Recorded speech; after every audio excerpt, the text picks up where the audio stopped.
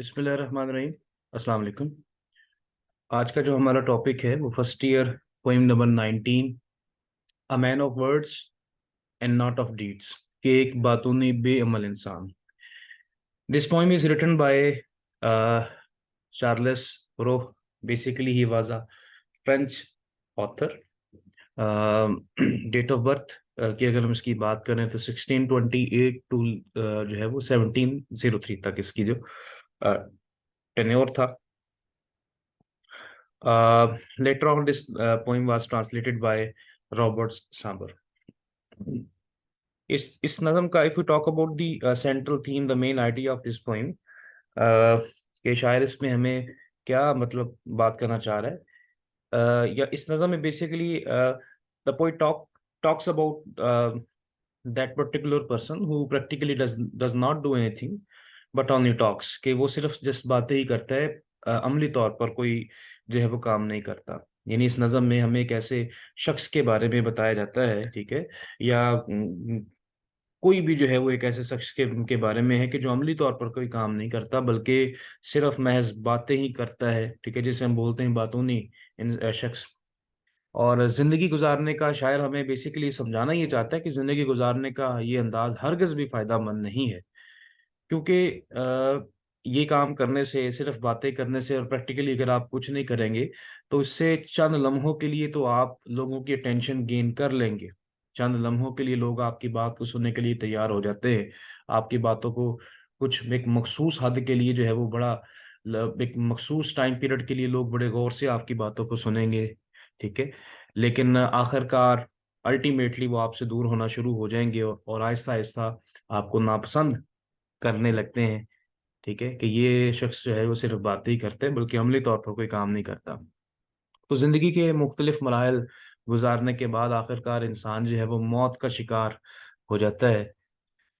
अह, तो शायद बेसिकली हमें यही बताना है कि जिंदगी के मुख्तलिफ मराहल गुजारने के बाद आखिरकार इंसान जो है वो मौत का शिकार हो जाता है। तो इंसान को चाहिए कि वो महज सिर्फ बातों में ही वक्त ज़ाया ना करे।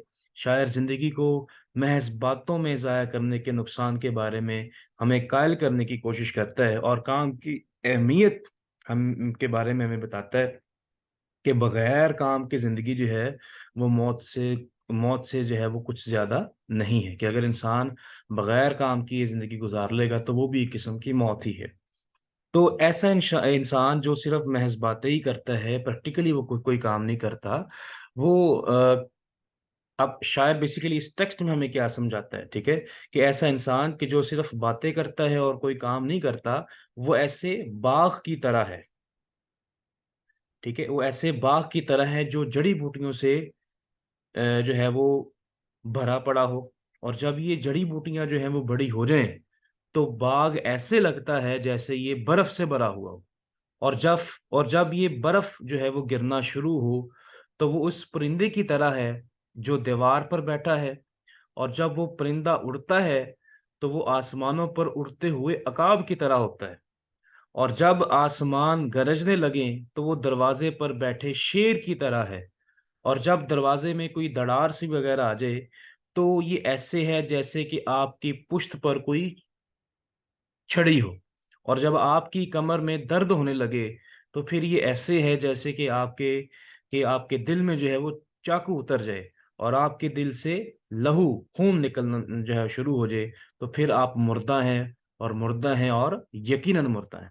ये बेसिकली हमें वो सारा टेक्स्ट के जरिए जो है वो समझाना चाहता है शायर। तो सेंट्रल थीम बेसिकली यहाँ पे बेसिकली हमें जो है वो समझा दिया उसने, ठीक है, कि this poem describes a way of life that is completely futile because it is based on just talking, कि जो इंसान सिर्फ बातों में जिंदगी गुजारता है, तो उसकी जिंदगी जो है वो बिल्कुल खत्म है, ठीक है। अब person should not be talkative, कि एक इंसान को जो है सेंट्रल थीम है, हम इसे कह सकते हैं कि एक इंसान को जो है वो बातूनी नहीं होना चाहिए, ठीक है, but he should do things practically, उसे अमली तौर पर भी कोई काम करना चाहिए। A talkative person is like a useless wild plants, कि जो बातूनी शख्स होता है वो महज एक बेकार जंगली पौधे की तरह होता है, that grows in a garden, कि जो किसी जो है वो बाग में उगा हुआ है और उसे कभी ना कभी तो काट दिया जाएगा फजूल समझ के, ठीक है। और यकीनन अगर वो यूजलेस नहीं है तो वो उस बाग में उगा रहेगा। तो ये बेसिकली जो है वो उसका सेंट्रल थीम है। अगर हम लोग इसका मॉरल लेसन की बात करें तो वो कहते, एक कोटेशन है कि actions speak louder than words, के बातों की निस्बत जो है वो अमली काम ज्यादा नुमायां होते हैं। तो one must not be talkative but be a practical person, life without work is no more than death and is full of numberless dangers and humiliations. Practical work saves a person from burden and makes life attractive and worth living. तो एक इंसान को जो है वो जो है वो मेहनत करनी चाहिए, महज बातें जो है वो नहीं करनी चाहिए। नज्म के टेक्स्ट का आगाज करते हैं। अ man of words and not of deeds, के एक ऐसा आदमी जो सिर्फ बातें ही करता है और काम नहीं करता, is like a garden full of weed, एक ऐसे बाग के मानद है जो जो है वो घास फूस से भरा हुआ है। And when the weeds began to grow, और कहता जब ये घास उगना शुरू हो जाए, is like a garden full of snow, तो ये एक ऐसे बाग की मानद है जो बर्फ से भरपूर है। And when the snow begins to fall, और कहता जब ये बर्फ पड़ना शुरू हो जाती है, it's like a bird upon the wall, तो ये दीवार पर बैठे हुए परिंदे की मानद है।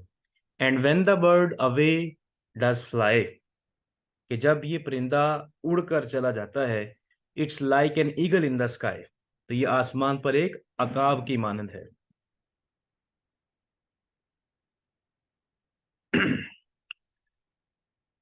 And when the sky begins to roar, कहता कि जब आसमान पर बादल गरजने लगते हैं, it's like a lion at the door, तो ये दरवाजे पर खड़े शेर की मानद है। And when the door begins to crack, crack means कि जब वो कोई, जिसे हम कहते हैं कोई दरार सी आ जाए, ठीक है, कि जब दरवाजे में कहते हो कि दरार सी आ जाए, it's like a stick across your back, तो ये जो है वो कमर पर ऐसे लग रहा है कि जैसे छड़ी बरस रही हो। And when your back begins to smart, और जब कहता है कि जब तुम्हारी कमर में दर्द महसूस होना शुरू हो जाए, कमर में जो है वो तकलीफ महसूस जो है वो करना शुरू कर देती है, it's life pen knife in your heart, ठीक है, तो ये तुम्हारे दिल में एक बारीक खंजर की मानद होता है। And when your heart begins to bleed, और जब तुम्हारे दिल से खून बहना शुरू हो जाता है, you are dead, dead and dead indeed, कहता है कि तुम मुर्दा होते हो, मुर्दा होते हो, वाकई मुर्दा होते हो। Last four lines are very important from examination point of view, ठीक है। तो इसमें वही सारा जो है जो हम लोगों ने उर्दू में भी डिस्कस किया, बात का खुलासा, सेंट्रल थीम भी, मॉरल लेसन भी, तो वही चीजें यहाँ पर हमें शायर जो है वो बताना चाह रहे, डिस्कस किए हैं। यहाँ पे अगर हम लोग इसके सिनोनिम्स की तरफ देखें, इंपॉर्टेंट जो यहाँ पे सिनोनिम्स वर्ड्स आए हैं, यहाँ पे मुश्किल वर्ड्स कोई नहीं है, चंद एक वर्ड्स हैं, जैसे मैन ऑफ वर्ड्स मींस बातूनी शख्स, ठीक है, अ चैटी पर्सन, ठीक है। ऐसे हम इसके सिनोनिम के तौर पर स्टॉकेटिव भी कह सकते हैं, माउथी भी कह सकते हैं, बैबलिंग भी यहाँ पे एक वर्ड सिनोनिम के तौर पर, BABBLING। और वीड, WEED से मुराद होता है घास फूस, ठीक है, unwanted wild wild plant. Then इसके अलावा नीचे अगर हम लोग आ जाए तो वर्ड, और जो है वो यहाँ पे क्रैक एक वर्ड आया था, ठीक है। This is the word crack, crack means कोई टूटना किसी चीज का, ब्रेक होना, फ्रैक्चर होना, स्प्लिट होना, ठीक है, स्लिट भी हम इसे कह सकते हैं। पेन नाइफ इट्स वर्ड है यहाँ पे, जिस जैसे चाकू के तौर पर हम इसे कहेंगे, ठीक है, एक दो बार पेपर में भी आ चुका है। A small knife with blades, ठीक है, that holds into the handle, इसका सिनोनिम के तौर पर हम इसे कर सकते हैं।